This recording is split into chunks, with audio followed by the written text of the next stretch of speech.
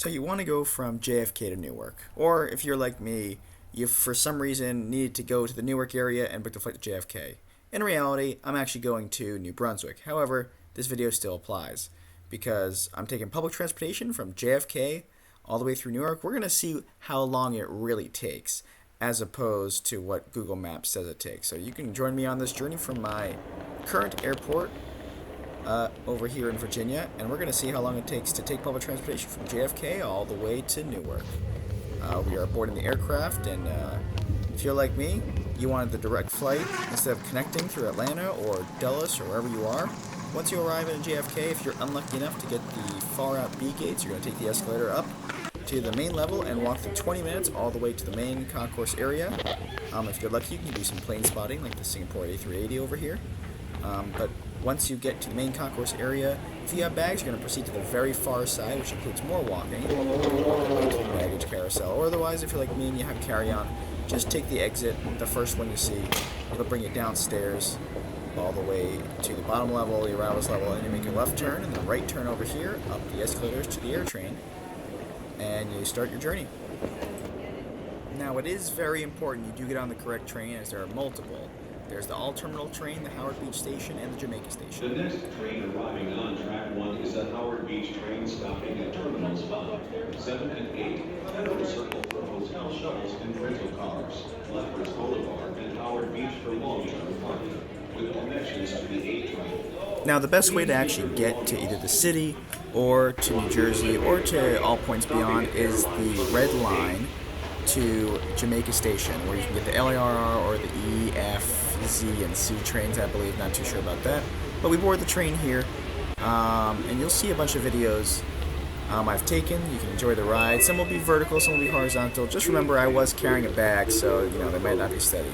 But AirTrain runs about every 10 minutes. Just make sure you are actually taking the correct train. No worries if you take the wrong one. You can always get out at any of the terminals, and you can always go on a different one. But the red line goes to Jamaica, where you can get the LIRR to Long Island or Manhattan, where we're going, or the green line AirTrain to Howard Beach, where you can get the A train, which also goes to Manhattan. If you're going to Lower Manhattan, where you're taking the path over at the World Trade Center, you can take the A train as well. But here's an example of a vertical video. I like to say the AirTrain actually goes faster than the Van Wyck Expressway, because you'll be able to see that in a minute. But generally, what happens is the AirTrain takes about 10 minutes, a little bit more, to get to the train station. Where, at that point, I would recommend downloading the My MTA app, I believe, and the New Jersey Transit app, so you can see which times work out for you. If you see an LIRR train that takes 30 minutes, or that's in 30 minutes, you can take the MTA, or if you get the subway, or if you don't, you can take the LIRR. It's up to you. But you can use that app to decide whether or not which one's more efficient for you. I happen to take the LIRR because it was off-peak train travel, and the LIRR is only $5 for a city ticket and is $10 for on-peak times. The New York City subway is only $3 for a one-way. One thing that is worth noting, most airports don't share this, however, is the AirTrain, as you can see, costs a fee, $8, just to exit the AirTrain. I guess that's how they pay for it, I'm not sure. But you can see the sign said $2.75 for the subway, it's $3 one way without a Metro card. LIRR, you get it by separate pass. Once you get into the train station, you can see here, I already bought my ticket. The gentlemen over there are really nice. They will help you out. Just ask them. They actually came up to me because a lot of people are confused. There's three different modes of transport there. They're used to it. But if you're like me, you walked outside because it's a nice day, spring day. You can read the sign. It tells you all the stops. If you're just going to Penn Station, you definitely can just get find the next train to Penn Station or Woodside or wherever you're going. In my case, Penn Station was on track 18, whatever the heck this track was, track 2, I don't know. But for some reason, the next train wasn't in for 20 minutes. I wasn't in a rush. But honestly, if I took the E train, it probably would have been around the same time. However, it was only $5. I recommend purchasing a ticket there because it will tell you if the city ticket is an option.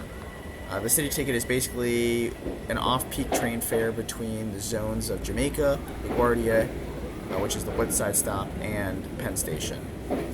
It's only $5. So here our train is pulling in. Good time right now to tell you where to sit on the train.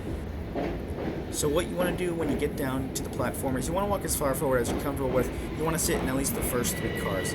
A reason being is the NJ Transit section of Penn Station is all the way at the front. You enter from the back of the platform, walk as far forward, and the rear cars are much more crowded because everyone tends to stay around there.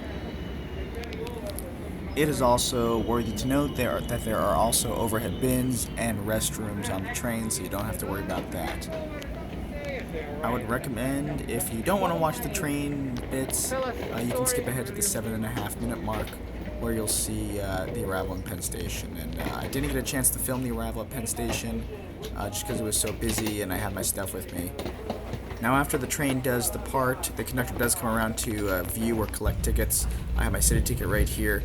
It is a Metro card technically, so I get to use the Metro card on the return trip as well, so do keep that if you intend on returning or going on the subway. You can reload it instead of paying the Metro card fee. This is, if you want to go to LaGuardia, you can take this train one stop to Woodside, and you'll see this is the stop for LaGuardia Airport, and it's to get to LaGuardia Airport. There is no AirTrain. It is a bus service. Right now it's free during this month, during the spring break month of April. Normally I believe it costs $3 just like the subway does, but it's a bus service and you just take it and it takes you straight to the terminals. That was the other option I could have taken. Otherwise, just sit back, relax, and enjoy the view. I used this time to look at the NJ Transit app and see when the next train was. Scheduled arrival time for this train was at 2:27, with the first New Jersey Transit train departing at 2:29. I'm sure if I arrived at the C concourse at JFK, I could have made it. Otherwise, I waited around for the next scheduled train. Was at 3:01 p.m. So there's quite a bit of time in between those trains. Usually it's either 15 to 30 minutes depending on peak and off-peak hours. Now the train did arrive with enough time for me to make the next train that was only 3 minutes later. However, I didn't buy a ticket because I wasn't in a rush, and I also had to use the restroom, and I was hungry for lunch, and I wasn't about to sit on a train for an hour not eating. Anyway, the next departures are listed to the right. This is a screenshot of the app, which is what I use to get the times for the train. As you can see, they usually come every 15 minutes. They usually depart every 15 minutes. I just happened to be on the train to New Brunswick, so I had to make sure I was on that specific train. Sometimes they skip stations, but they all end up going to Newark, usually, at least on the North Jersey Coastal and the Northeast Corridor. So I recommend you download the app so you can see which train you have to make. I had to go with the Northeast Corridor train to Trenton. However, the Northeast Coastal train also goes there. It was about 30 minutes to wait. If you would like to skip to 9:45 now and see train boarding, you can do that. Otherwise, I'll just be having some videos of walking around.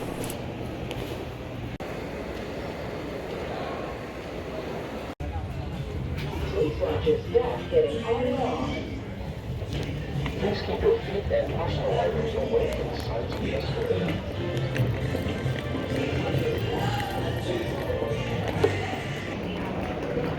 3 o'clock, train to Babylon, track 18.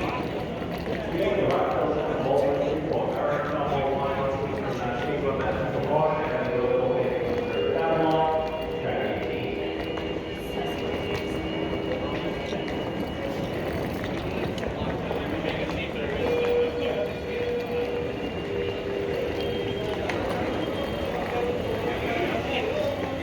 We go 3 train to Babylon, track 21. Leaside, Forest Hills, Key Garden, Jamaica, Rockville, Center, Baldwin, Seaport, Eric, Elmore, Lockhart, Seafood, and People, and Sorry. Park, Babylon.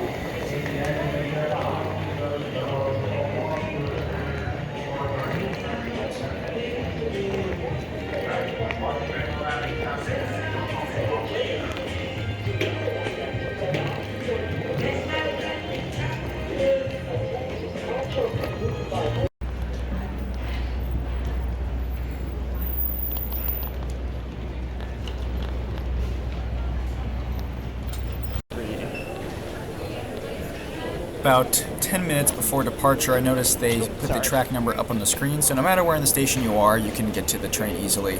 A lot of the time, though, if the train's running late or anything, they will not show it as early, and you might only have 5 minutes, or in one of the cases for the LIRR train returning, I had 3 minutes.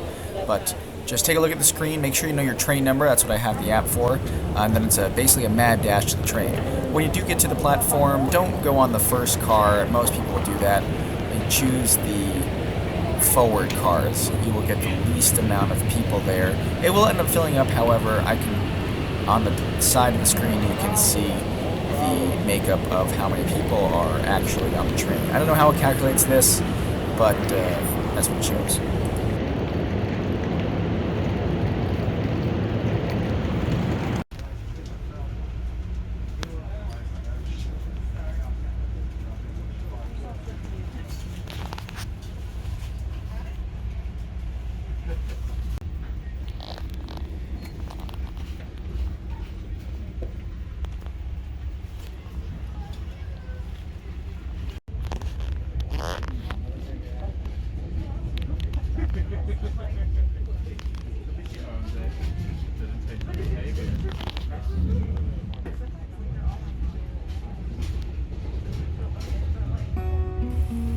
So the train pulled into the Newark Airport station at exactly 3:21 p.m. on time, as usual, as unexpected.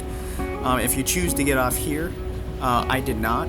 If you choose to get off here, you will still have to pay the $7.75 AirTrain fee, just like at JFK. You can purchase that included in your NJ Transit ticket at the ticket booth, or separately if you want at these machines. So arrival time at JFK from the aircraft was at 1:12 p.m. With transfers, and I did have a half-hour wait at Penn Station. I arrived into Newark just a little over 2 hours at 3:21 p.m. It takes about 10 minutes to get from the AirTrain station to all 3 terminals, so it takes around 2.5 hours if you're lenient. So I would give it at least, if you do make a connection there, at least 3 to 3.5 hours. Now, however, on my return trip from Newark or New Brunswick to JFK, it actually took me less than 2 hours to do the entire journey. So it really depends on time of day and the schedules, and if you're a weekend or on-peak travel. I hope you enjoy the video. There will be the return video coming up soon, don't know when, of the exact same thing on return, and a video that's almost exactly the same except arriving in New Brunswick. Hope you enjoy the video.